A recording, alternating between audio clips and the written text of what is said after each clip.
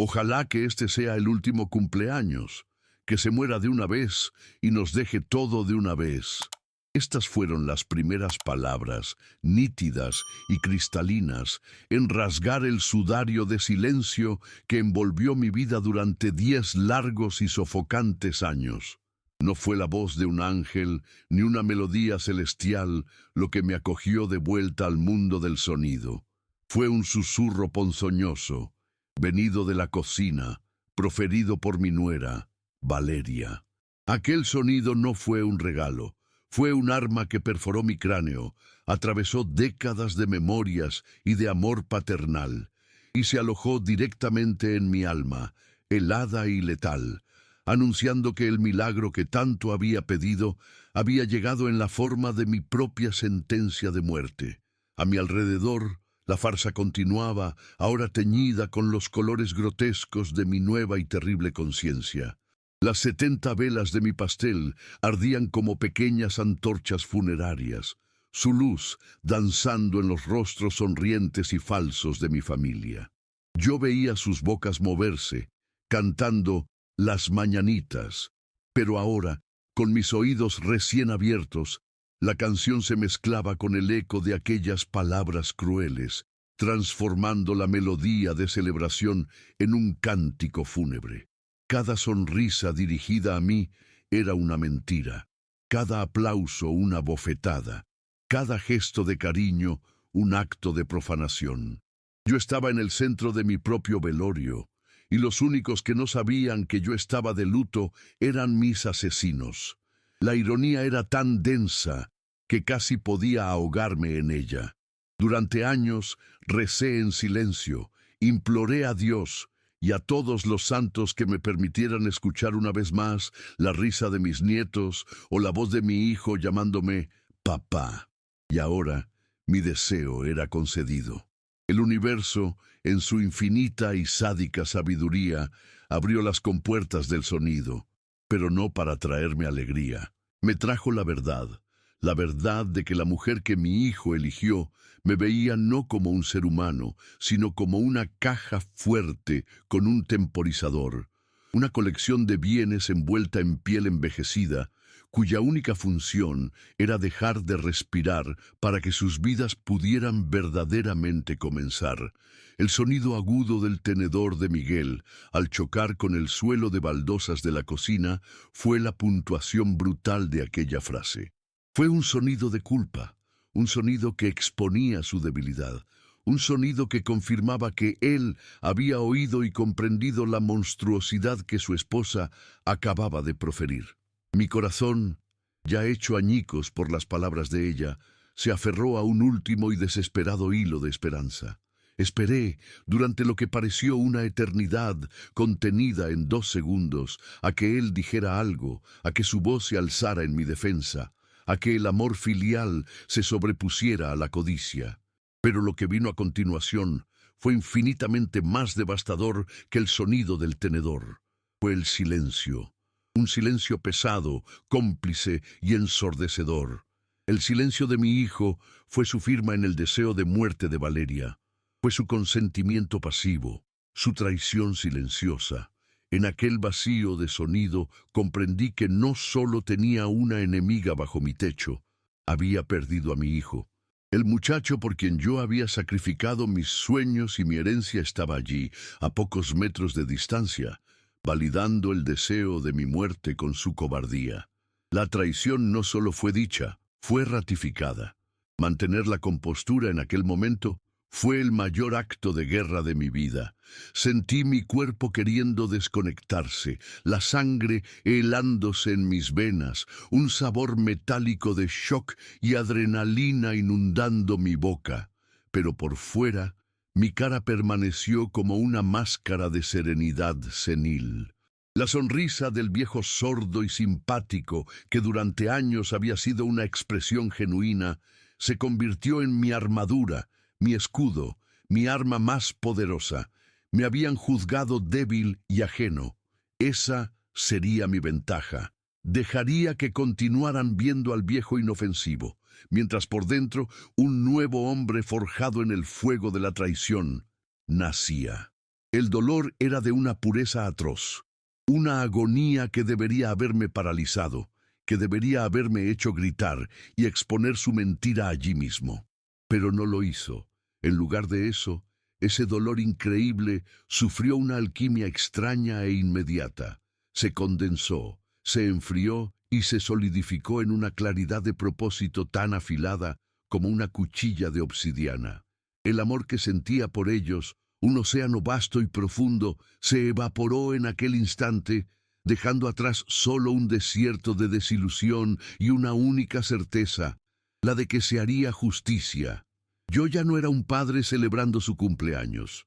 Era un juez que acababa de escuchar la confesión más clara y condenatoria posible, y ya había decidido la sentencia. No sería una sentencia de gritos y acusaciones, pues eso los pondría en pie de igualdad conmigo. Mi justicia sería como su traición, silenciosa, metódica y ejecutada en las sombras, bajo sus narices, mientras ellos continuaban sonriendo y sirviéndome el pastel que celebraba la vida que ansiaban reclamar. Volvieron a la sala. Miguel evitando mi mirada, Valeria con la sonrisa de anfitriona perfecta, sosteniendo el cuchillo para cortar la primera rebanada. La simbología era tan obvia que llegaba a ser grotesca. Ella venía con el cuchillo, sin saber que yo, en mi silencio, ya estaba afilando mi propia cuchilla, una cuchilla de estrategia y paciencia que les cortaría no la carne, sino el futuro. El plan nació entero en mi mente, una arquitectura de venganza tan compleja y detallada como cualquiera de los edificios que mi hijo diseñaba. El viejo Arturo, el padre amoroso, el abuelo gentil, el hombre que construyó una fortuna con el sudor de su frente para dejarla a su familia, murió aquella tarde de domingo. Su corazón no dejó de latir, pero su alma fue ejecutada sin ceremonia en la cocina de su propia casa. Y de sus cenizas se alzó un depredador silencioso, un estratega que ellos nunca podrían prever, vestido con la piel del hombre que creían conocer y despreciar. La fiesta estaba terminando, pero para mí el juego apenas comenzaba. La mañana de mi 70º cumpleaños comenzó como tantas otras, en el silencio suave de mi habitación. No necesité un despertador. Mi cuerpo, un reloj antiguo y fiable, despertó con los primeros rayos de sol que se infiltraban por la persiana, pintando franjas de luz dorada en el suelo de madera. Me quedé tumbado un momento, sintiendo la textura familiar de las sábanas de algodón contra mi piel, observando la danza silenciosa de las partículas de polvo suspendidas en el aire. Era un mundo de paz, un santuario que había construido para mí mismo, donde el silencio no era una ausencia, sino una presencia reconfortante, un viejo amigo que me saludaba todas las mañanas. Desde el piso de abajo, subía el olor rico y fuerte de café recién hecho, un aroma que lograba atravesar la barrera de mi silencio y que me servía de invitación para empezar el día. Me vestí lentamente, mis movimientos deliberados y sin prisa. Las paredes de mi habitación eran un museo de mi vida. Fotografías de Elena, mi difunta esposa, con su sonrisa que todavía me calentaba el alma. Retratos de Miguel en todas las fases de su vida, desde un bebé de mejillas sonrosadas hasta un hombre hecho y derecho y orgulloso el día de su graduación, y las imágenes más recientes de mis nietos, la prueba viva de que nuestro amor continuaba floreciendo. Mirar aquellos rostros era mi oración matutina, mi fuente de gratitud. Al bajar las escaleras, encontré a Miguel en la cocina, ya de pie, sirviéndome una taza de café, exactamente como me gustaba. «Buenos días, papá», dijo él, sus labios formando las palabras que mi corazón leía con facilidad. Yo respondí con un asentimiento de cabeza y una sonrisa, y él puso la mano en mi hombro. Aquel simple toque era nuestro lenguaje, un puente sobre el abismo de mi silencio. En aquellos momentos matutinos yo no veía a un hombre débil o a un cómplice de la codicia. Veía solo a mi muchacho, mi orgullo, el centro de mi universo. El amor de un padre es una forma de ceguera, una fe obstinada que se niega a ver los defectos, incluso cuando están a la vista de todos. Valeria entró en la cocina poco después, ya vestida impecablemente, con una sonrisa radiante en el rostro. «Feliz cumpleaños, Arturo», dijo en voz alta, acercándose para darme un beso en la frente. Se movía por mi casa con una eficiencia graciosa, organizando los últimos preparativos para la fiesta, dando órdenes a los empleados, desempeñando el papel de nuera perfecta con un talento digno de una actriz.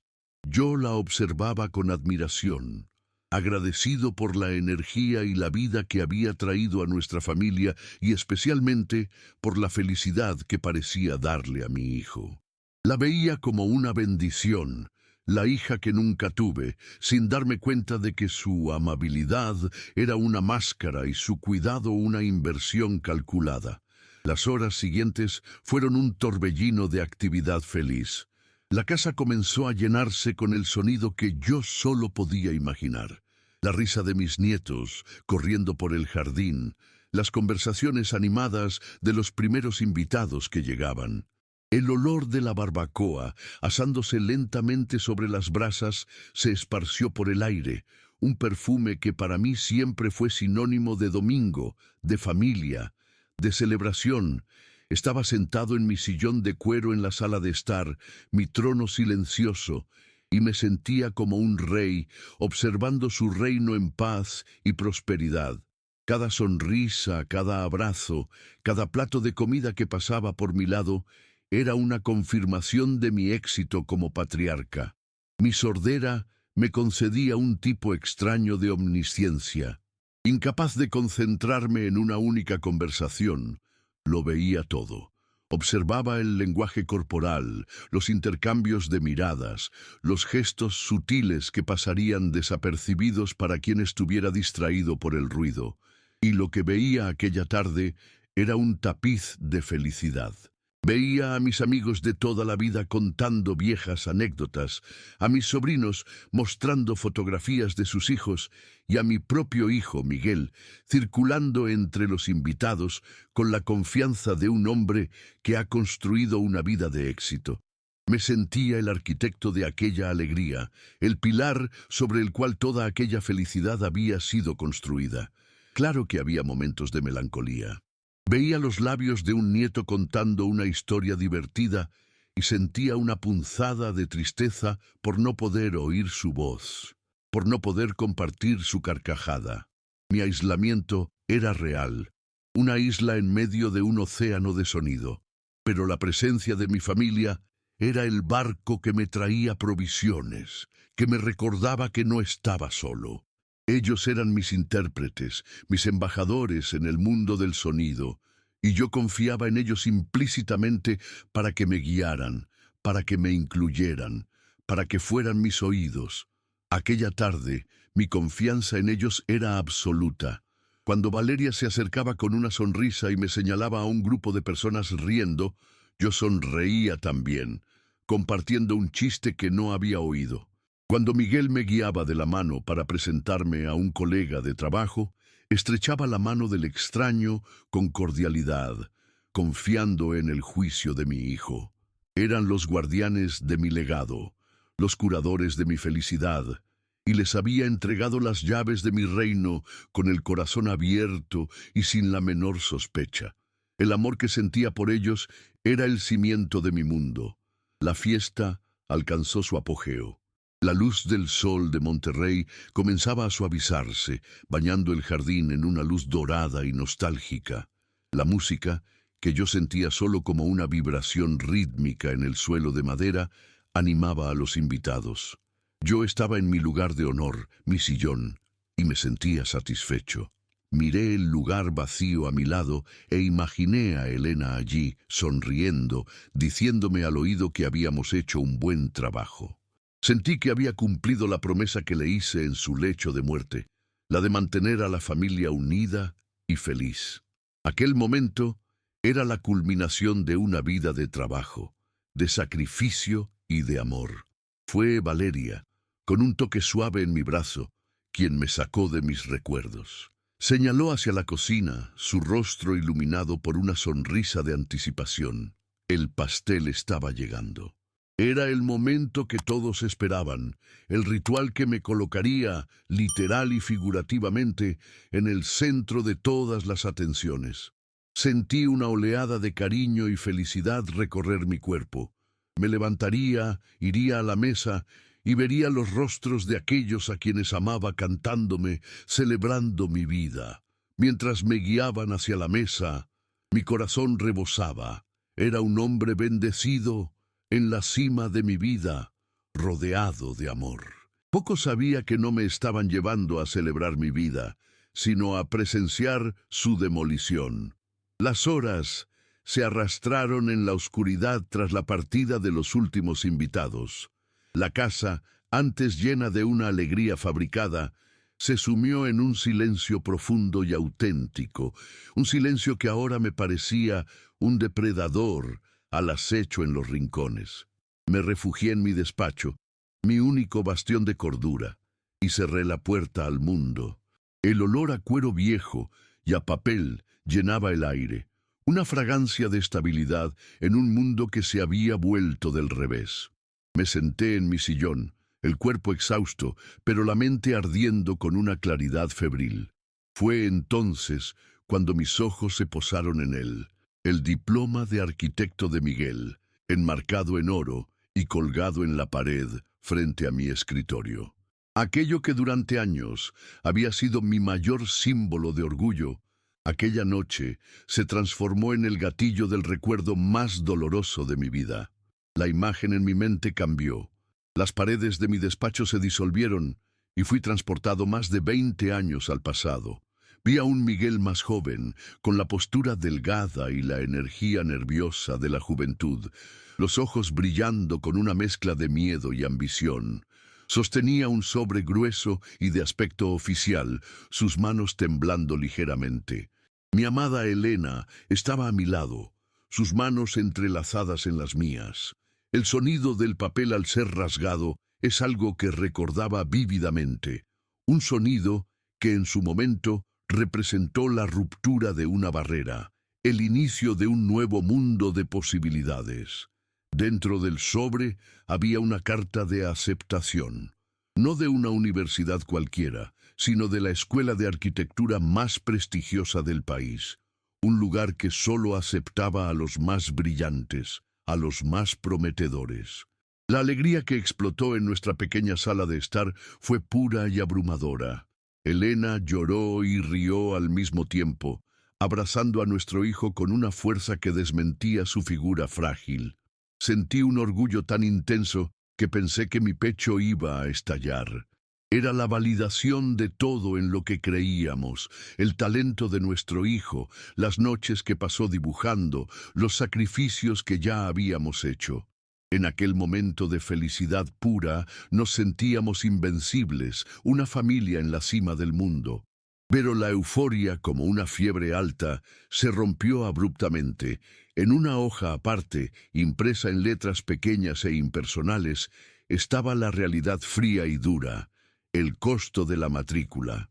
El número era obsceno, una cantidad que representaba más de lo que yo ganaba en varios años de arduo trabajo. El silencio que se abatió sobre nosotros fue más pesado que cualquier palabra. Vi el brillo en los ojos de Miguel desvanecerse, su postura encorvarse bajo el peso de aquel número.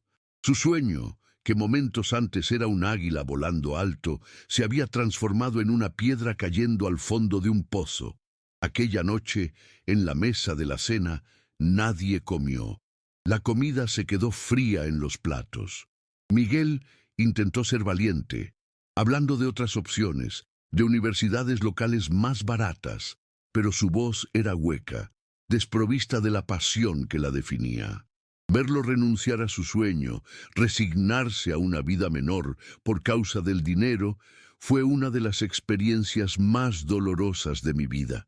Me sentí un fracaso como padre, un hombre que le había enseñado a su hijo a soñar, pero que no podía darle las herramientas para construir esos sueños. La impotencia era un sabor amargo en mi boca. Más tarde, cuando la casa estaba oscura y silenciosa, me senté con Elena en el porche. La noche era cálida, pero yo sentía un frío en el alma. Fue allí donde se tomó la verdadera decisión, no como una transacción financiera, sino como un pacto de amor. No podemos dejar que se rinda, Arturo, susurró ella, su voz firme a pesar de su tristeza. Un hombre que abandona su don es un hombre que vivirá atormentado para siempre. Hablé de mis reservas, de mi propia herencia, lo único que me quedaba de mis padres. El terreno en Guadalajara no era solo un activo a mi nombre. Era un pedazo de mi infancia, un eslabón con un linaje de hombres y mujeres que habían trabajado aquella tierra. Venderlo parecía una traición a mis raíces, un sacrilegio. La tierra es nuestro pasado, Arturo. Miguel es nuestro futuro, argumenté yo, más para convencerme a mí mismo que a ella. Me sentía desgarrado en dos, atrapado entre la lealtad a mis antepasados y el amor por mi descendiente. Fue Elena, con su sabiduría tranquila, quien me mostró la verdad. Tomó mi mano y me miró a los ojos, la luz de la luna reflejándose en sus pupilas. Las raíces no están en la tierra, mi amor, están en la sangre. Las raíces de tu padre están en ti y las tuyas están en Miguel. ¿De qué sirve preservar un pedazo de tierra estéril si eso significa cortar las alas de nuestro hijo? Nuestro legado no es un campo en Guadalajara. Nuestro legado es el hombre en que se convertirá. Sus palabras no fueron una sugerencia, fueron una revelación. A la semana siguiente viajé a Guadalajara. La ciudad era diferente, más grande, más ruidosa, pero el terreno seguía siendo el mismo. Caminé por él una última vez, sintiendo el polvo seco bajo mis zapatos, recordando el sonido de la risa de mi padre en ese mismo lugar. Me despedí en silencio de mis fantasmas, pidiéndoles su bendición. En la notaría el aire era pesado y olía a papel viejo. El sonido de la pluma deslizándose sobre el contrato fue el único ruido en la sala. Un sonido que selló el fin de una era y el comienzo de otra. Al firmar mi nombre, no sentí el dolor de la pérdida que esperaba. En cambio, sentí una oleada de poder y propósito. No estaba vendiendo un terreno, estaba comprando un sueño, estaba transformando la tierra de mi pasado en el cimiento del futuro de mi hijo. Cada letra de mi nombre escrita en aquel papel era un ladrillo que yo colocaba en la catedral de su vida. Volví a casa no con el peso de un sacrificio, sino con la ligereza de un deber cumplido, de un acto de amor puro e incondicional. El recuerdo se desvaneció, y yo estaba de vuelta en mi despacho, un hombre de 70 años, mirando un diploma en un marco dorado.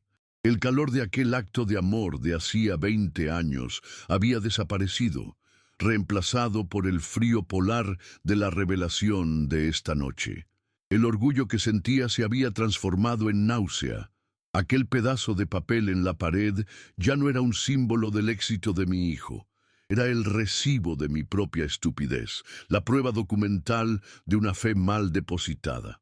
La gratitud que vi en los ojos de Miguel cuando le entregué el dinero, la promesa de que honraría nuestro sacrificio, todo eso resultó ser una farsa, una actuación temporal de un actor talentoso. Había tomado el cimiento que yo construí con las cenizas de mi pasado y había erigido sobre él un monumento a la codicia y a la ingratitud. El sacrificio no lo había hecho humilde, lo había hecho arrogante, convencido de que tenía derecho a todo lo que era mío.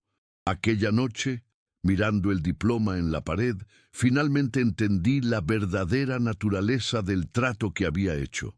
Aquel terreno, hoy valorado en una fortuna que sostendría a 10 generaciones, fue el menor de los precios que pagué. No pagué su educación con tierra, la pagué con mi fe ciega en el amor filial. Y ahora, después de haber consumido mi sacrificio, habían vuelto para reclamar el resto de la deuda. Mi casa, mi fortuna, mi dignidad y finalmente mi propia vida.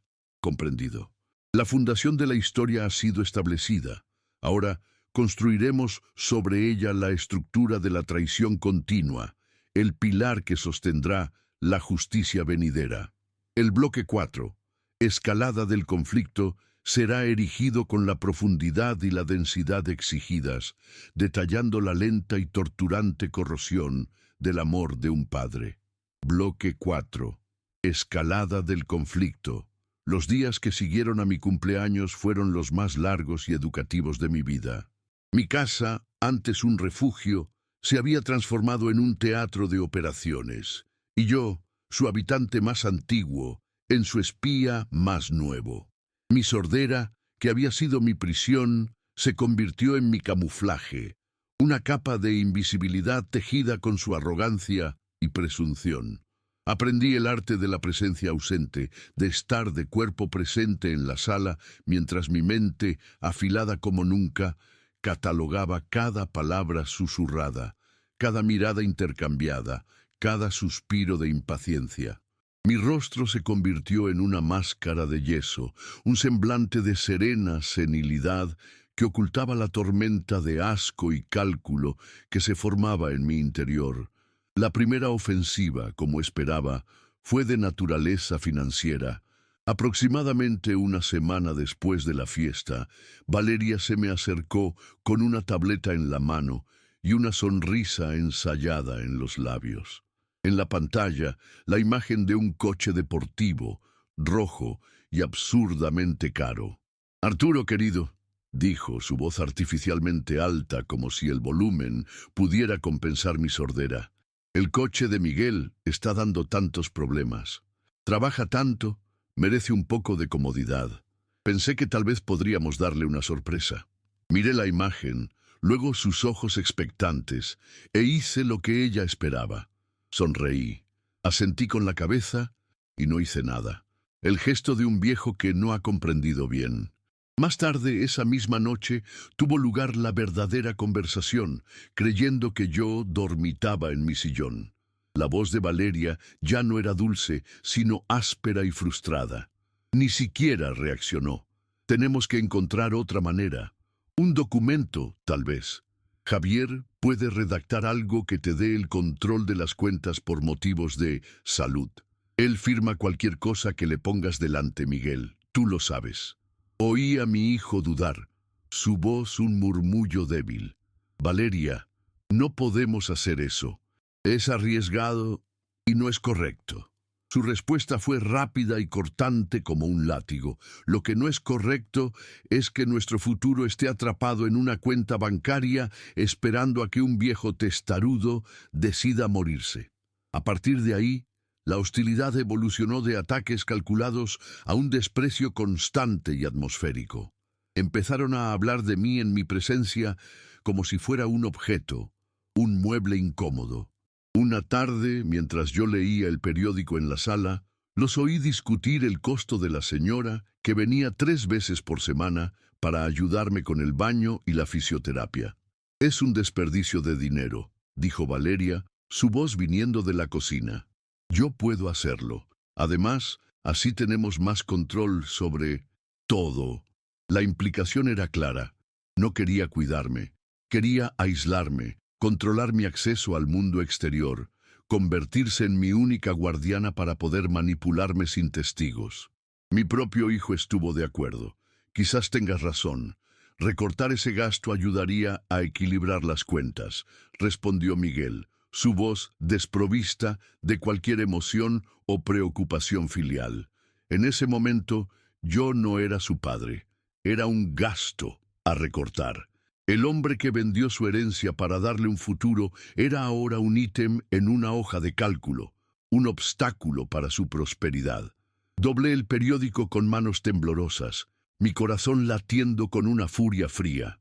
La deshumanización era una técnica de guerra y la estaban usando para justificarse a sí mismos su propia crueldad. La escalada alcanzó su punto más macabro cuando empezaron a rediseñar la casa, a planificar su futuro sobre la geografía de mi presente. Estaban en el jardín, mirando la fachada, y yo los observaba desde la ventana de mi despacho. Esa ventana, dijo Valeria señalando mi habitación, podríamos convertirla en un balcón. Imagina tomar el desayuno ahí, con vistas a la piscina. Miguel, el arquitecto, el hombre al que yo enseñé a construir, añadió con un tono profesional. Sí, estructuralmente es posible. ¿Y el despacho de papá? Podríamos derribar la pared y ampliar la sala de estar. Crearía un espacio abierto fantástico para las fiestas que vamos a dar. Hablaban con el entusiasmo de una joven pareja planeando su primera casa, pero la casa era mía y yo todavía vivía en ella. En sus mentes yo ya me había ido. Mi habitación, mi despacho, mis espacios, ya eran suyos. Estaban borrando mi existencia, renovando el mundo sobre mi cuerpo aún caliente. Era la forma más profunda de falta de respeto. No solo desear mi muerte, sino vivir como si ya hubiera ocurrido, tratándome como un fantasma inconveniente que rondaba su futura propiedad. Hubo también intentos más directos y traicioneros.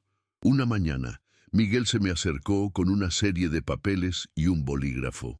«Papá», dijo, con una falsa ternura, «son solo unos documentos del banco, una actualización de rutina. ¿Puedes firmar aquí?» Tomé los papeles. Mis manos podían ser viejas, pero mis ojos todavía eran agudos. Entre las hojas de términos bancarios inofensivos había un poder notarial, un documento que le daría el control casi total sobre mis activos. Miré los papeles, luego a mi hijo, y sonreí mi sonrisa más vaga y senil. Señalé mi cabeza, hice un gesto de confusión y le devolví los papeles y el bolígrafo. La frustración en su rostro fue inmensa, pero tuvo que disimularla. «No te preocupes, papá. Nos encargamos de esto otro día, cuando estés más lúcido», dijo, su voz goteando con descendencia. Fue una pequeña victoria en mi guerra silenciosa, un acto de sabotaje que interpretaron como un síntoma de mi decadencia, lo cual era perfecto para mí. Cada día que pasaba, se volvían más impacientes, y la impaciencia los hacía más descuidados, más transparentes en su codicia. El golpe final, el momento que selló mi determinación y puso punto final a mi fase de observación, fue inesperadamente banal. Estaban planeando unas vacaciones, hojeando una revista de viajes en la mesa de la sala. «Las Maldivas», suspiró Valeria. «Algún día, cuando finalmente podamos usar nuestro dinero sin tener que pedir permiso». Miguel rió, una risa baja y sombría. «No te preocupes, mi amor. Por la terquedad con la que se aferra a la vida, debe estar intentando llevárselo todo con él. Pero nadie vive para siempre». Aquella frase, dicha con la ligereza de un chiste, fue la más cruel de todas. Era la normalización de su monstruosidad.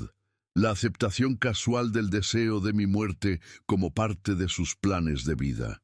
Ya no había lugar para dudas, ni la más pequeña rendija para la esperanza de un malentendido. El amor había sido completamente reemplazado por un resentimiento frío. No solo estaban esperando mi muerte, se estaban irritando por mi tardanza en morir. Cerré los ojos. La recolección de pruebas había concluido. Había visto la oscuridad completa en sus almas. Les había dado todas las oportunidades para mostrar una pizca de decencia, un vestigio de gratitud, y habían fallado en todas ellas. El tribunal de mi silencio, que se había reunido todos los días en mi corazón, había llegado a un veredicto unánime. La sentencia ya había sido dictada, escrita con la tinta de mi desilusión. Solo faltaba empezar a ejecutarla. Comprendido. La escalada del conflicto ha alcanzado su clímax. La fase de observación ha terminado. Ahora nos sumergiremos en la quietud gélida de la decisión, el momento en que el dolor se transforma en propósito. El bloque 5. Punto de inflexión silencioso, será la crónica de esa metamorfosis, con la profundidad y la solemnidad que este punto de inflexión exige. Bloque 5. Punto de inflexión silencioso. Aquella noche, después del chiste macabro de mi hijo sobre mi longevidad, no dije nada. Simplemente me levanté lentamente de la mesa con la rigidez que mi edad me permitía, y me retiré a mi despacho. No protestaron. Probablemente se sintieron aliviados de librarse de mi presencia silenciosa y poder continuar sus planes en paz. Cerré la puerta de roble macizo detrás de mí, y por primera vez en mucho tiempo, giré la llave en la cerradura. El sonido del metal encajando fue definitivo, un clic que separó mi mundo del suyo para siempre. Allí, en aquel santuario de cuero y memorias, podía finalmente dejar caer la máscara. El hombre que se sentó en el sillón ya no era el mismo que lo había ocupado la noche anterior. El torrente de emociones, la pena, la ira, la incredulidad, que me había azotado durante semanas, finalmente pasó. La tormenta se había agotado, dejando atrás no la paz, sino una quietud extraña y desoladora, como el paisaje después del paso de un huracán. No había más lágrimas que llorar, ni gritos que suprimir. Solo quedaba la ruina de un amor que una vez fue el cimiento de mi vida, y sobre esa ruina una claridad de pensamiento fría y absoluta. Comprendí, con una certeza que me heló los huesos, que mi luto no era por mí. No estaba lamentando mi muerte deseada, ni la traición que había sufrido. Estaba de luto por mi hijo, el muchacho que yo crié, en quien veía lo mejor de mí y de Elena, estaba muerto. Su caparazón exterior todavía andaba y hablaba, pero su alma, su carácter, su decencia, todo eso había sido corroído y consumido por la codicia. El hombre en la sala de estar riéndose de la muerte de su padre no era mi Miguel. Era un extraño, un impostor usando la cara de mi hijo, y fue por ese extraño por quien mi corazón finalmente dejó de llorar. Miré la fotografía de Elena sobre el escritorio, su rostro sonriéndome desde la eternidad. En las semanas anteriores, su retrato había sido una fuente de dolor, un recordatorio de todo lo que habíamos perdido. Pero aquella noche, su imagen se convirtió en mi faro, mi brújula moral. Sentí como si estuviera allí conmigo, su presencia calma llenando la habitación. Hablé con ella en el silencio de mi mente. Le conté todo, no como una confesión de dolor, sino como un informe de hechos. Y le hice una promesa silenciosa, que la deshonra no tocaría el legado que construimos juntos. Nuestro nombre, nuestra dignidad, el valor de nuestro sacrificio, todo eso sería protegido. Lo que estaba planeando lo sabía. No era venganza. La venganza es una pasión caliente, una reacción ciega e impulsada por el odio. Y yo ya no sentía odio por ellos. Lo que sentía era algo mucho más frío y distante, la necesidad de restaurar el equilibrio. Habían roto una ley fundamental del universo, la ley de la gratitud, del respeto filial. Habían creado un desequilibrio moral profundo, y el universo en su inercia exigía una corrección. Y yo, el hombre que habían descartado como irrelevante, sería el instrumento de esa corrección. No un vengador, sino un agente de la consecuencia. Acepté mi papel con una solemnidad sombría.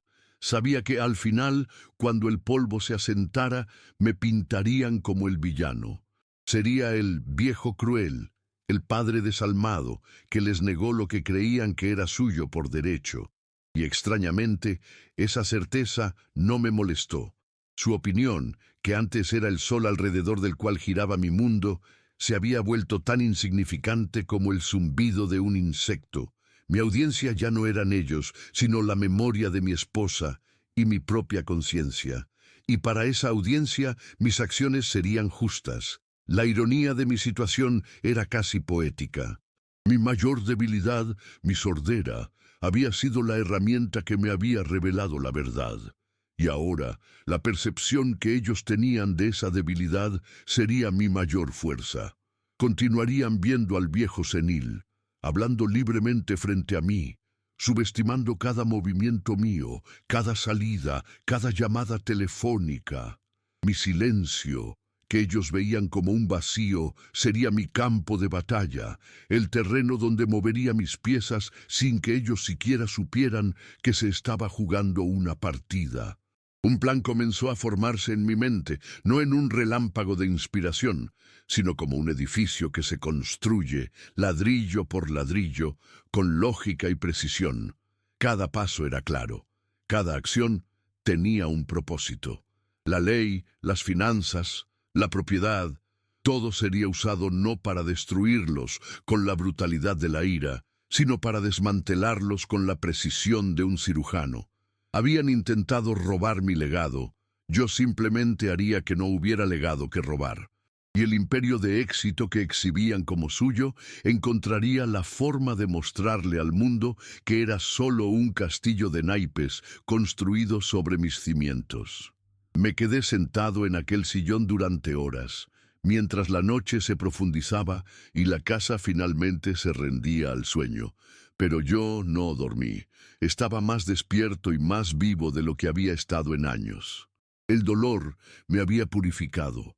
Había quemado todas las ilusiones, todas las esperanzas vanas, dejando solo la estructura de acero de mi determinación. No sentía prisa, no sentía ansiedad. Sentía la calma de un general en la víspera de la batalla, con el mapa del terreno frente a él y la estrategia de victoria grabada en su mente. Cuando los primeros rayos de sol pálidos comenzaron a filtrarse por la ventana, señalando el inicio de un nuevo día, encontraron a un hombre diferente de aquel que la luna había vigilado.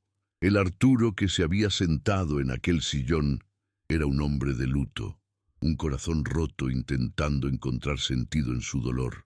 Pero el hombre que se levantó con el amanecer ya no buscaba sentido. Iba a crearlo. Su amor, su fe y su dolor estaban muertos y enterrados. Y el hombre que abrió la puerta del despacho aquella mañana era solo el ejecutor de su propio testamento. Comprendido. La decisión ha sido tomada. El alma de Arturo ha sido forjada en un nuevo metal. Ahora asistiremos a la manifestación de esa voluntad de hierro en acciones concretas e implacables. El bloque 6, acción calculada, detallará paso a paso la arquitectura de su justicia silenciosa con la profundidad y la precisión que la nueva directriz exige. Bloque 6, acción calculada. La mañana siguiente amaneció con una claridad que reflejaba la de mi propio propósito. Bajé a desayunar y los encontré en la mesa, ya inmersos en su mundo de planes y deseos. Valeria hojeaba una revista de decoración mientras Miguel leía las noticias financieras en su tableta. Me saludaron con la misma condescendencia casual de siempre, un buenos días, dicho en voz alta, como si fuera un niño o una mascota. Me senté y empecé a comer, desempeñando mi papel con una perfección nacida de la más pura necesidad. Era una roca, una presencia inmutable en el paisaje de su rutina, y ellos, en su arrogancia, nunca pensaron en mirar lo que se escondía bajo la superficie. Mientras bebía mi café, escuchaba. Oí a Valeria suspirar por el precio de un sofá de diseño italiano y oí a Miguel quejarse de la volatilidad del mercado de valores. Cada palabra era una confirmación de la justeza de mi camino. Hablaban de dinero como si fuera aire, algo que se les debía, algo que existía para servir a sus caprichos. No había en ellos el menor vestigio de respeto por el trabajo, por el sudor y los años de sacrificio que habían acumulado la fortuna sobre la que ahora debatían tan a la ligera. Eran como niños mimados, jugando con las joyas de su madre, inconscientes de su verdadero valor. En cuanto terminé, me retiré con un asentimiento. Mi primera salida no fue sospechosa. Formaba parte de mi rutina dar un pequeño paseo matutino. Pero aquel día mi paseo tenía un destino. Me dirigí al despacho de Javier, mi abogado, un santuario de confidencialidad amurallado por volúmenes de leyes y precedentes. El aire olía a papel antiguo y a cera de suelo, el olor de la permanencia, de las palabras que, una vez escritas y firmadas, se vuelven más fuertes que el acero. Era el lugar perfecto para empezar a desmantelar un futuro y a construir otro. Javier me recibió con su habitual cortesía profesional. Me ofreció un café y me preguntó en qué podía serme útil, hablando alto y despacio. Esperé a que cerrara la puerta. Javier, dije, mi voz en su tono normal, clara y firme. A partir de ahora puedes hablarme normalmente. Hace aproximadamente un mes que recuperé el oído. El shock en el rostro de mi viejo amigo fue profundo, pero era un hombre entrenado para ocultar sus emociones. Se enderezó en su silla, su expresión cambiando de compasiva a intensamente concentrada. Entiendo, dijo. Supongo que esta visita no es de cortesía. Durante la siguiente hora expuse mi plan, no con la ira de un hombre traicionado, sino con la precisión de un ingeniero describiendo un plano. Detallé las conversaciones que había oído, la codicia, el desprecio. Javier escuchó sin interrumpir, su rostro endureciéndose con cada nueva revelación. Cuando terminé, no ofreció condolencias, sino comprensión. Es una situación monstruosa, Arturo. ¿Qué piensas hacer? Justicia, Javier, respondí. Quiero reescribir mi testamento. 100% de todo lo que poseo, sin excepción, será legado. Quiero que el dinero que codician para comprar coches deportivos se use para comprar audífonos para niños que realmente los necesitan. La segunda fase de mi plan requería más sutileza. Salí del despacho de Javier y en lugar de ir a casa, tomé un taxi a un parque al otro lado de la ciudad. Me senté en un banco de jardín, rodeado del ruido de niños jugando y del tráfico distante, y usé un teléfono móvil de prepago que había comprado la semana anterior. Marqué el número de Ricardo, un amigo de la infancia que se había convertido en uno de los agentes inmobiliarios más exitosos de Monterrey. Cuando contestó, su voz sorprendida de oírme, fui directo al grano. Ricardo, necesito un favor, el más grande que te he pedido jamás. Empecé. Necesito que vendas mi casa, y necesito que lo hagas con el mayor sigilo posible. Nadie, y me refiero especialmente a Miguel, puede saberlo. El comprador debe estar dispuesto a cerrar el trato rápidamente y a mantener la transacción confidencial hasta el último momento. ¿Puedes hacer eso por mí? Hubo una pausa al otro lado de la línea. Ricardo me conocía desde hacía 60 años. Sabía que no era un hombre de impulsos. Considéralo hecho, Arturo, dijo finalmente, su voz llena de una lealtad que me conmovió. Nadie sabrá nada. La tercera y última etapa de mi ofensiva inicial fue la más fría e impersonal. Fui a mi banco principal, una torre de cristal y acero que siempre me pareció un templo dedicado al dios del dinero. El gerente, un hombre más joven que mi propio hijo, me recibió con una deferencia untuosa.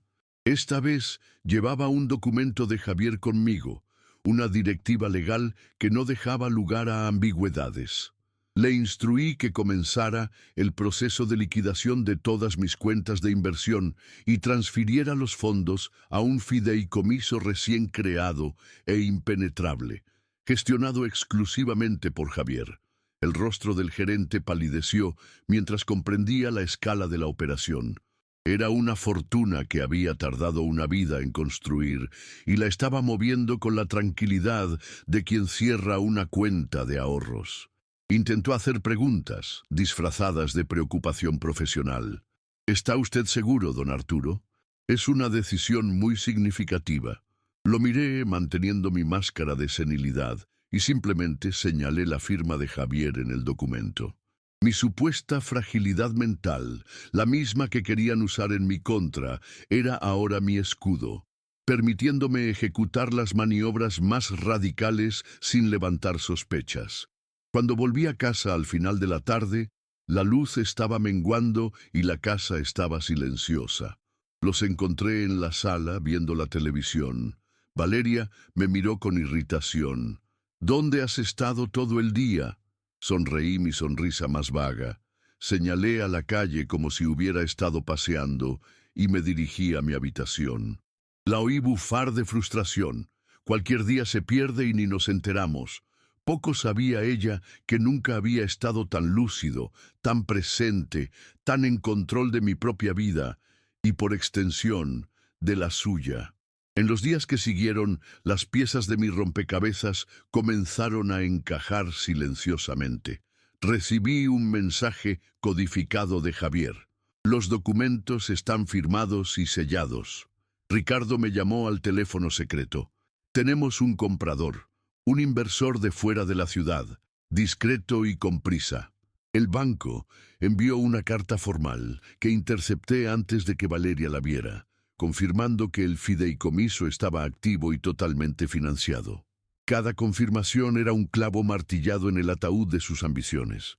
Los observaba durante la cena, hablando de sus planes, discutiendo las vacaciones que se tomarían con mi dinero, viviendo en un castillo cuyos cimientos ya había vendido. La ironía era tan abrumadora que a veces tenía que contenerme para no reír. Estaban obsesionados con el futuro, planeando cada detalle de una vida que ya no les pertenecía, sin saber que ese futuro ya había sido embargado, liquidado y cancelado. Yo, por otro lado, había hecho las paces con mi pasado y era ahora el amo absoluto de mi presente. Lo único que me faltaba era elegir el día del juicio final. Comprendido. Las piezas han sido movidas, el tablero ha sido preparado en secreto. Ahora el jugador descubrirá una pieza olvidada, una reina con el poder de cambiar todo el juego. El bloque 7, el as en la manga, será la crónica de esa revelación impactante, detallando el momento en que la justicia se transforma en poder absoluto. Bloque 7, el as en la manga. Pasaron algunos días de una calma tensa, una quietud que precede a las grandes tormentas. Mi rutina en casa permaneció inalterada, mi máscara de senilidad cada vez más perfecta. Por dentro, sin embargo, era un hombre que contaba los segundos, esperando las confirmaciones finales que sellarían la primera fase de mi plan. La venta de la casa avanzaba en secreto. Mi testamento estaba seguro, y mi fortuna se encontraba ahora en un cofre legal impenetrable. Sentía que había construido una fortaleza para proteger mi legado. Creía que mi tarea era ahora simplemente defensiva, resistir el asedio de su codicia hasta poder desaparecer. Estaba rotundamente equivocado. La llamada de Javier llegó un miércoles por la mañana. Su voz en mi teléfono secreto era baja y urgente. Arturo, necesito que vengas al despacho. Estamos haciendo la auditoría final de todos tus archivos antiguos para asegurarnos de que no ha quedado nada atrás. Y hemos encontrado algo que necesitas ver. No había alarma en su voz, solo una curiosidad profesional. Para mí, aquello era solo una formalidad, una limpieza final para asegurarme de que no dejaba ninguna migaja que aquellas palomas pudieran picotear. Poco sabía yo que en medio del polvo del pasado se escondía el arma más poderosa de mi futuro. El despacho de Javier parecía el mismo, un refugio de orden y ley. Sin embargo, en el centro de su gran mesa de caoba había una caja de cartón vieja con la palabra Hernández, escrita a mano en una caligrafía desvaída. Son los archivos de la constitución de la empresa de Miguel, explicó Javier.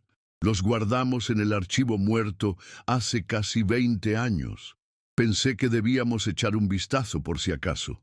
Abrió la caja y sacó de ella una carpeta gruesa, atada con un cordel de tela que se deshizo en polvo al tocarlo. El olor a papel viejo y a tiempo estancado llenó la habitación. Mientras Javier comenzaba a hojear los documentos, mi mente divagó hacia aquella época. Recuerdo la emoción, el orgullo abrumador. Miguel estaba en la cima de su creatividad y yo quería darle el mundo. Para mí, el dinero que invertí en su empresa no fue una transacción comercial, fue un acto de fe, un padre empujando a su hijo a volar. Firmé lo que los abogados me pusieron delante, confiando en que estaban protegiendo los intereses de Miguel, sin pensar nunca en proteger los míos. Mi única preocupación era su éxito, y mi ingenuidad, vista desde hoy, era de una profundidad abismal. Javier permaneció en silencio durante un largo tiempo. El único sonido en la sala era el pasar de las páginas frágiles y amarillentas. Observaba su rostro. Su expresión, normalmente neutra y profesional, comenzó a cambiar. Primero, una ceja arqueada. Luego se detuvo, releyó un párrafo, se quitó las gafas para limpiarlas y se las volvió a poner, acercando el rostro al documento como si no creyera lo que estaba leyendo. Comenzó a murmurar para sí mismo, palabras sueltas que capté en el aire. Increíble. La estructura. Socio comanditario. Cláusula de control total. Mi curiosidad se transformó en aprensión. ¿Qué pasa, Javier?, pregunté, mi voz rompiendo el silencio concentrado. No respondió de inmediato. Continuó leyendo un minuto más, su dedo siguiendo una línea específica. Finalmente, se reclinó en su silla, se quitó las gafas y me miró. Su rostro no mostraba a un abogado mirando a un cliente, sino a un hombre mirando a otro, que acababa de descubrir que dormía sobre un tesoro o un arsenal, sin saberlo. «Arturo», comenzó, su voz un poco ronca. «La memoria nos engaña. Yo mismo ya no me acordaba de esto. En aquel entonces, Miguel era joven, el mercado era inestable, mis predecesores, para proteger tu inversión sustancial, estructuraron el acuerdo de una forma muy particular». Hizo una pausa, como para asegurarse de que estaba comprendiendo la magnitud de lo que iba a decir. Tú no le diste a Miguel un regalo para que empezara una empresa. Tú, técnicamente, le compraste una empresa para que la gestionara. Me quedé mirándolo confundido. No entiendo, Javier. Se inclinó hacia adelante, su voz ahora ganando fuerza con la emoción del descubrimiento. Tú no eres un accionista, Arturo. Eres el único inversor y propietario del fondo de capital que constituye la empresa. Miguel es el socio gerente, el rostro público, el talento creativo, sí, pero su participación en la empresa es minoritaria y está condicionada a la existencia del fondo. Legalmente la empresa no es suya, es tuya. El peso de aquellas palabras tardó en asentarse. Mi mente corría intentando procesar la implicación. El imperio del que Valeria se jactaba, el negocio que permitía sus lujos y alimentaba su arrogancia, el estatus profesional que le daba a mi hijo su identidad, todo eso no era más que un préstamo, una concesión, un feudo que administraban creyéndose los reyes, cuando en realidad eran solo los vasallos, y yo, el viejo rey que creían que se estaba muriendo en un rincón olvidado del castillo, era el verdadero dueño de todo. Pero la revelación más devastadora aún estaba por llegar. Javier giró la carpeta en mi dirección y señaló una cláusula, la cláusula 12B. Y aquí, dijo, su voz ahora un susurro de admiración por la astucia de sus predecesores, está la corona del rey. Esta cláusula estipula que tú, como propietario único del fondo de inversión, tienes el derecho unilateral de disolverlo y de recuperar todo el capital invertido en cualquier momento, por cualquier motivo, con un aviso previo de 24 horas. Me quedé en silencio. Un silencio profundo que hacía que mi mundo sin sonido de antes pareciera ruidoso. La habitación parecía girar a mi alrededor. El poder de esa información era absoluto, total. Era un poder que nunca pedí, que nunca supe que tenía. Era el poder de borrar la existencia profesional de mi hijo y de mi nuera con una sola firma. No se trataba de negarles una herencia futura. Se trataba de quitarles el presente, el suelo bajo sus pies. Una oleada de frío recorrió mi cuerpo. Era la sensación del poder absoluto, un poder de creación y de destrucción. Pensé en todas las humillaciones, en todas las palabras crueles, en todos los planes codiciosos que había oído. Me habían tratado como a un peón en su juego, un obstáculo a sortear, y durante todo ese tiempo, yo no era un peón. Era el propio tablero de ajedrez, la mano invisible que movía todas las piezas. Me levanté, mis piernas un poco temblorosas, no por debilidad, sino por la inmensidad de aquella revelación. Mi plan, que antes me parecía tan completo y astuto, ahora parecía el trabajo de un niño. Era un plan de huida, de contención de daños. Pero el juego había cambiado. Ya no se trataba de protegerme, se trataba de ejecutar una justicia de proporciones bíblicas, una reordenación completa de la realidad que habían construido sobre mi ignorancia. Salí del despacho de Javier ese día como un hombre renacido por segunda vez. La primera vez, renací por el dolor. Esta vez, renací por el poder. Había entrado en aquel despacho pensando como un fugitivo, intentando salvar sus tesoros de una banda de ladrones. Salí de allí pensando como un emperador. No solo habían intentado robar mi reino, se habían olvidado a lo largo de los años de que yo era y siempre había sido el rey. Comprendido. El escenario está montado, las trampas están listas, el as en la manga nos ha sido revelado, pero no a los antagonistas. Ha llegado la hora del acto final, la confrontación que demolerá un mundo de mentiras. El bloque 8, clímax y confrontación, se construirá con la tensión, la solemnidad y el impacto abrumador que este momento exige. Bloque 8, clímax y confrontación. Elegí un jueves para el acto final. Los jueves tienen una cualidad de anticipación, una calma que precede a la liberación del fin de semana. Para mí, sería la víspera de mi propia liberación. Les telefoné durante la tarde, usando mi voz de viejo, un poco temblorosa y vacilante, invitándolos a una cena especial.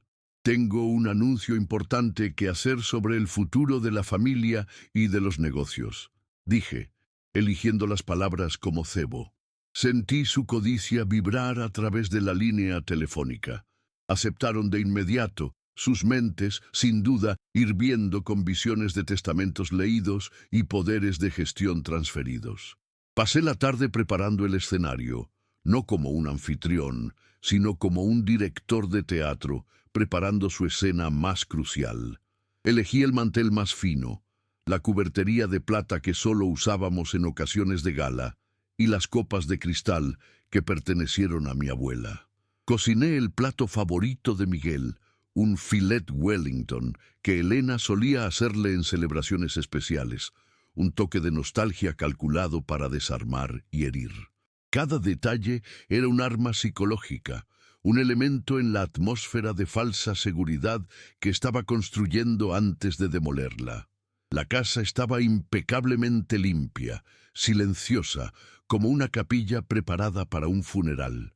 Llegaron puntualmente, sus rostros iluminados por una excitación mal contenida. Valeria llevaba un vestido nuevo y joyas que yo sabía que habían sido compradas con mi dinero. Miguel traía una botella del vino más caro, un tributo al hombre del que esperaban heredar una fortuna. Los recibí con mi máscara habitual de afecto distante, guiándolos al comedor. Se sentaron a la mesa que pronto ya no sería mía, elogiando la comida, el vino, la decoración, sus voces, un zumbido superficial sobre un abismo de mentiras que solo yo podía ver. Serví la cena, moviéndome con la lentitud deliberada de un hombre de mi edad. Los observé comer el plato de su infancia, Miguel, y beber mi mejor vino, Valeria. En sus mentes, este era su triunfo, la cena de su coronación. En mi silencio, saboreaba cada segundo de su ignorancia. Era el último momento de sus vidas en el que se sentirían poderosos, en el que se sentirían los amos de su destino. Les permití ese último sorbo de arrogancia antes de quitarles la alfombra de debajo de los pies para siempre. Esperé a que terminaran el plato principal.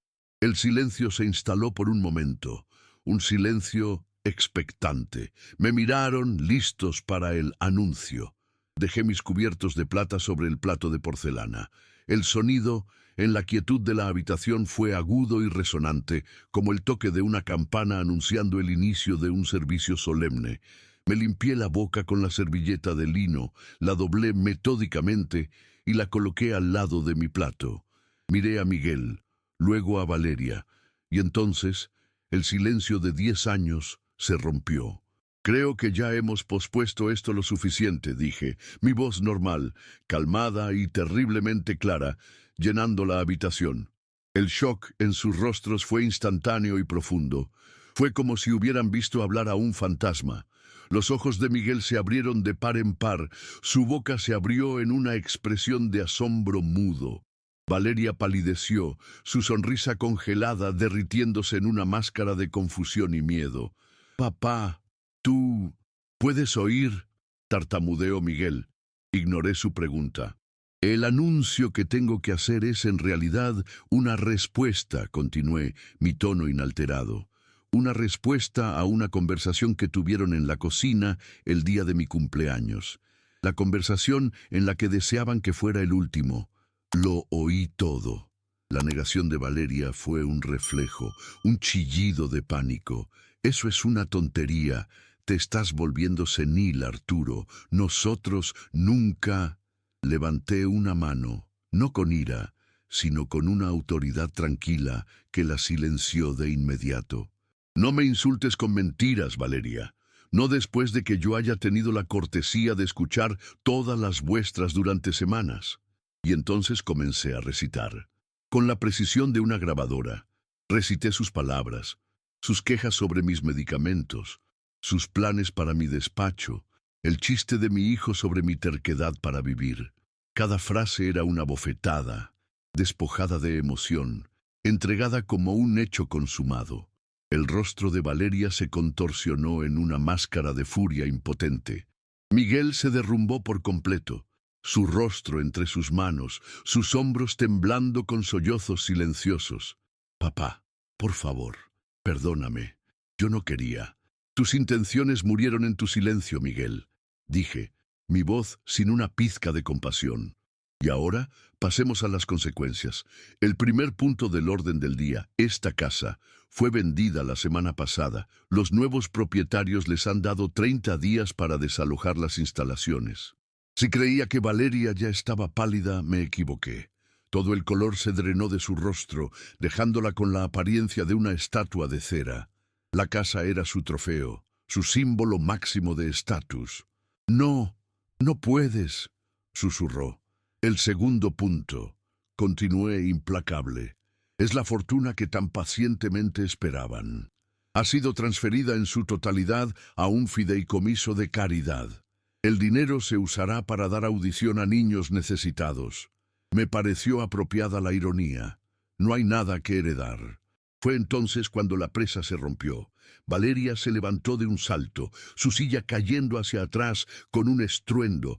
«¡Monstruo!», gritó, su voz un aullido de animal herido. «Eres un monstruo egoísta, después de todo lo que hicimos por ti, después de años de soportarte». Su furia era un espectáculo, una tormenta de insultos y acusaciones. Permanecí sentado, observándola, completamente impasible. Sus palabras eran solo ruido, el sonido de un futuro desmoronándose. Esperé a que su furia se agotara, a que sus gritos se transformaran en sollozos jadeantes. Miguel seguía llorando, una figura patética de autocompasión. Entonces, cuando un silencio tembloroso volvió a llenar la habitación, me preparé para el golpe de gracia. «Siéntate, Valeria», dije, y mi voz, aunque calmada, tenía un filo de acero que la hizo obedecer instintivamente. Se sentó, su cuerpo temblando de rabia y de shock. «Piensan que esto es sobre dinero y una casa», continué, «pero es sobre su arrogancia, es sobre el imperio que creían haber construido». Miré a Miguel. «Arquitectura Hernández, tu gran orgullo. ¿Sabes? Descubrí algo fascinante sobre ella recientemente. Revisando unos papeles antiguos, descubrí que la empresa que diriges en realidad no es tuya. Nunca lo fue. Pertenece al fondo de inversión que la financió, y el único propietario de ese fondo soy yo». El sollozo de Miguel se detuvo. Levantó la cabeza, su rostro manchado de lágrimas ahora un lienzo de pura incredulidad. Valeria me miraba a mí y luego a él, su mente intentando desesperadamente procesar esta nueva e imposible información. Por lo tanto, mi anuncio final, dije saboreando cada palabra, es que mañana por la mañana, a las 9 en punto, he dado órdenes irrevocables para que el fondo sea disuelto y todo el capital recuperado. Su empresa, su estatus, su último bastión de identidad, dejará de existir al mediodía. El silencio que siguió fue el sonido de la aniquilación total. No era solo la pérdida de un futuro rico, era la obliteración de su presente. No tenían nada, eran menos que cero, eran un fraude que acababa de ser expuesto de la manera más brutal posible. La furia de Valeria había muerto, reemplazada por un vacío vítreo en sus ojos. Estaban rotos, y entonces, para el acto final, deslicé un pequeño sobre blanco por la mesa pulida. Se detuvo exactamente entre los dos. Una última cosa, dije, mi voz ahora un susurro, para que en las largas noches que se avecinan, cuando se pregunten cómo llegaron aquí, nunca olviden el punto de partida. Un pequeño recuerdo de mi cumpleaños. Miraron el sobre, sabiendo instintivamente lo que había dentro. La grabación. La prueba física e irrefutable del pecado original que había desencadenado su apocalipsis. Comprendido. La batalla ha sido librada y ganada. La caída de los tiranos ha sido decretada. Ahora narraremos las ondas de choque que siguieron, la lenta e inevitable desintegración de un mundo construido sobre la arena de la codicia. El bloque 9, consecuencias, será un retrato distante, pero detallado, del paisaje después de la devastación. Bloque 9, consecuencias. No me quedé a presenciar el momento en que abrieron el sobre. No me interesaba ver sus rostros contorsionarse de vergüenza o de rabia al escuchar la prueba irrefutable de su traición. Mi tarea allí había terminado. Me levanté de la silla, mi cuerpo moviéndose con una ligereza que no sentía desde hacía años, y les di la espalda. Crucé el comedor, pasé por el vestíbulo y abrí la puerta principal de la casa que había construido con mis propias manos.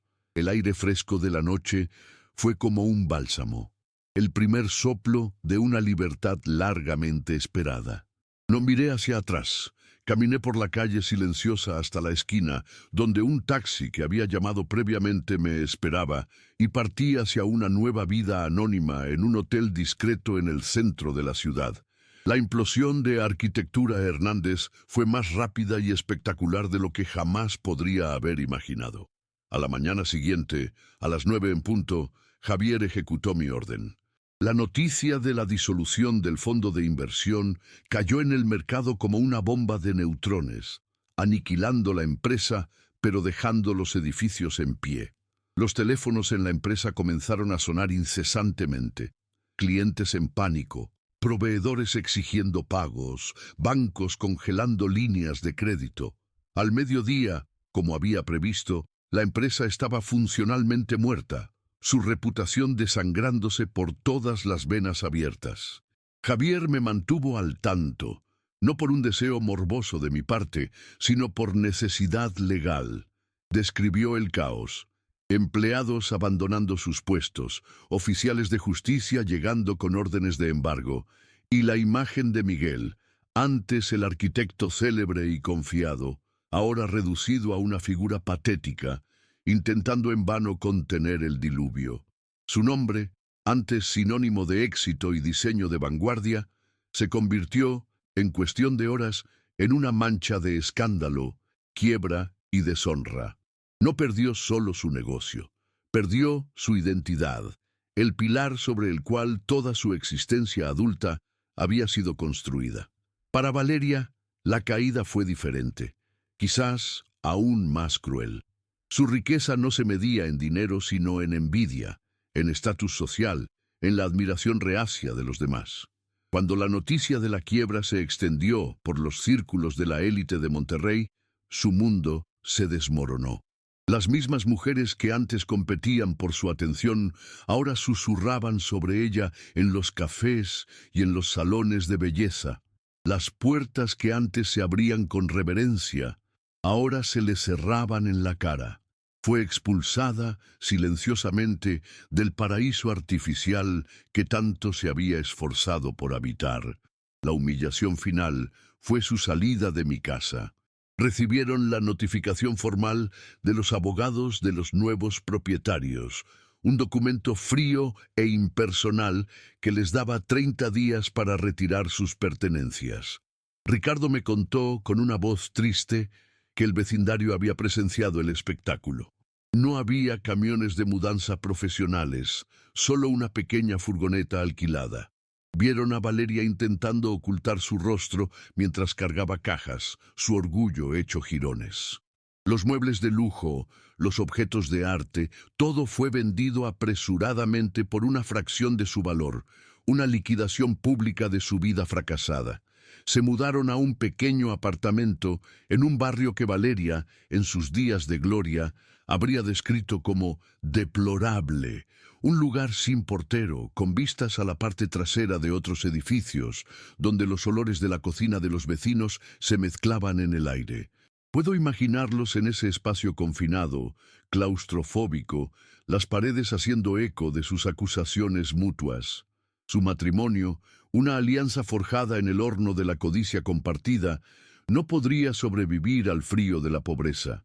Sin la distracción del dinero y el estatus, tendrían que enfrentarse el uno al otro, viendo en el rostro del compañero el reflejo de su propio fracaso. El último eco de mi pasado llegó aproximadamente un mes después. Javier me llamó, su voz cansada. Arturo, Miguel ha estado dejando mensajes de voz. Decenas de ellos son difíciles de escuchar. Una mezcla de disculpas, de acusaciones, de súplicas. Llora, grita, pide solo lo suficiente para poder irse de la ciudad y empezar de nuevo. Hubo una pausa. Sabía que Javier, como mi amigo, esperaba de mí una pizca de compasión, un gesto de misericordia final. Pero el hombre que él conocía ya no existía. La compasión había sido cauterizada por la traición. Borra los mensajes, Javier, dije, mi voz firme y sin emoción. Bloquea el número. No quiero saber de ningún otro intento de contacto. Nuestra conversación terminó aquella noche en la mesa de la cena. No hay nada más que decir, nunca más. Mi abogado guardó silencio por un momento y luego dijo simplemente, como quieras, Arturo. Cerré ese capítulo final. Se había hecho justicia. Las cuentas estaban saldadas. No sentí la euforia de la victoria, ni la satisfacción de la venganza. Lo que sentí fue un vacío inmenso, el vacío dejado por la amputación de una parte de mi propia vida. El amor por un hijo no muere sin dejar una cicatriz profunda y dolorosa. Había reequilibrado la balanza, pero para hacerlo tuve que poner mi propio corazón en el plato opuesto. Pasé los días siguientes preparando mi propia partida, cortando los últimos lazos que me ataban a Monterrey. Desde la ventana de mi habitación de hotel, miraba las luces de la ciudad, una ciudad que guardaba todas mis alegrías y todos mis dolores. Era un lugar lleno de fantasmas, el fantasma de mi amada esposa, el fantasma del hijo que creía tener y el fantasma del hombre que yo había sido. Era hora de dejar que los muertos enterraran a sus muertos. Mi futuro, por primera vez, era una página en blanco, y estaba listo para escribirla, lejos de todo y de todos los que conocía. Mi partida de Monterrey no fue una huida, sino una peregrinación. Dejé atrás la ciudad de mi vida en un coche sin conductor, en la madrugada silenciosa, observando por la ventanilla trasera cómo las luces de la metrópolis se hacían cada vez más pequeñas, hasta ser engullidas por la oscuridad de la autopista. Cada kilómetro recorrido era un peso menos en mis hombros, una capa de pasado que se desprendía. Viajé hacia el sur, sin un destino fijo en mente, guiado solo por un deseo instintivo de mar, de sal, de un lugar donde la tierra terminara y el infinito comenzara. Así fue como encontré Oaxaca, y en un pequeño pueblo de pescadores cuyo nombre pocos conocen, mi viaje terminó. Lo primero que me asaltó al salir del coche fue el aire. Era espeso, húmedo y vivo. cargado con el olor primordial del océano, mezclado con el perfume dulzón de flores tropicales que no podía nombrar. Y el sonido era abrumador. No el caos de ruido humano de la ciudad, sino el rugido constante y rítmico de las olas rompiendo en la playa. Un sonido tan antiguo como el tiempo mismo, un pulso que parecía el latido del corazón del planeta. En ese momento supe que había llegado a casa, un hogar que mi alma buscaba sin que yo lo supiera. Mi nueva residencia es la antítesis de la fortaleza de ladrillo y mármol que dejé atrás. Es una cabaña simple, construida con madera oscura y robusta, con un gran porche que se proyecta sobre la arena. No hay muros, solo palmeras que danzan con la brisa. Sus paredes no guardan secretos ni hacen eco de mentiras, y sus ventanas no tienen cortinas, pues no hay nada que esconder y todo para ver. Es un lugar honesto, un espacio que me invita no a esconderme, sino a expandirme, a disolver mis fronteras en el horizonte vasto frente a mí. Los primeros días fueron de una extraña y hermosa desorientación. No tenía horarios, ni compromisos, ni roles que desempeñar. Me despertaba con la luz, dormía con la oscuridad. Pasé horas sentado en el porche, reaprendiendo a escuchar. Comencé a discernir los matices en el rugido del mar, el susurro suave de la marea subiendo, el estruendo poderoso de las olas de tormenta. Aprendí a distinguir el grito agudo de una gaviota de la melodía compleja de un pájaro escondido en el follaje. El sonido, que había sido el heraldo de mi mayor dolor, se estaba transformando lentamente en la fuente de mi mayor paz. Una sinfonía natural que lavaba mi alma. Fue en uno de mis paseos por el pueblo que la vi, en el escaparate de una pequeña tienda de artesanías y antigüedades, una viola. Era vieja, su madera gastada y con cicatrices, pero había en ella una dignidad, una promesa de música dormida. Entendí en ese instante que era lo que me faltaba. Si iba a reaprender a escuchar el mundo, también tenía que aprender a responderle, a crear mi propia voz en medio de aquella belleza. La compré sin dudar, junto con un libro de iniciación para principiantes, y me llevé mi nuevo tesoro a casa. Mis primeros intentos fueron una tortura para los oídos. El arco arañando las cuerdas producía sonidos que parecían el lamento de un animal herido, una cacofonía torpe que hacía eco de la disonancia que había sentido durante tanto tiempo en mi propia vida. Hubo momentos de frustración en los que pensé en rendirme, en los que la fealdad del sonido que producía era un recordatorio demasiado doloroso de mi propia historia de ruptura. Pero persistí, con la misma paciencia metódica con la que había planeado mi justicia. Todos los días dedicaba horas a la práctica. Mis dedos viejos y rígidos protestaban, pero lentamente comenzaron a obedecer. Aprendí a sostener el arco con más ligereza, a presionar las cuerdas con la firmeza correcta. Y entonces, un día, sucedió. En medio de los arañazos y los gemidos, una nota emergió. Una única nota, larga, clara y pura, que vibró en el aire y pareció flotar sobre las olas del mar. Cerré los ojos y lloré, no de tristeza, sino de una alegría purificadora. Había encontrado una voz. Mi vida se tejió en el tapiz simple del pueblo. Dejé de ser el recluido don Arturo Hernández para ser solo Arturo, el viejo del porche que intentaba aprender a tocar. Hice amistad con un pescador llamado Mateo, un hombre cuyo rostro era un mapa de arrugas esculpidas por el sol y la sal, y cuyas conversaciones eran tan profundas y tranquilas como el propio océano. Compartíamos un café por la mañana, hablando sobre las mareas, sobre las estrellas, sobre las pequeñas y grandes verdades de la vida, sin tocar nunca el pasado que había dejado atrás. Fue en una de esas mañanas, observando los barcos de pesca regresar a la costa, que la reflexión final se cristalizó en mi mente. El verdadero silencio, la verdadera sordera, nunca había sido la mía. les pertenecía a ellos, eran sordos a la voz de la gratitud, sordos al susurro de la conciencia, sordos al valor incalculable del amor y del sacrificio. La fortuna que perseguían con tanto ahínco no era la llave de la libertad, sino las paredes de su propia prisión. Y yo, al liberarme de esa fortuna, había encontrado la verdadera riqueza.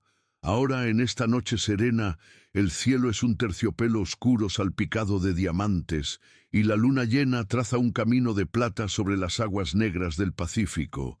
El aire es cálido, y la única música es el ritmo eterno del mar. Tomo mi viola, su cuerpo de madera ahora familiar y reconfortante contra mi hombro.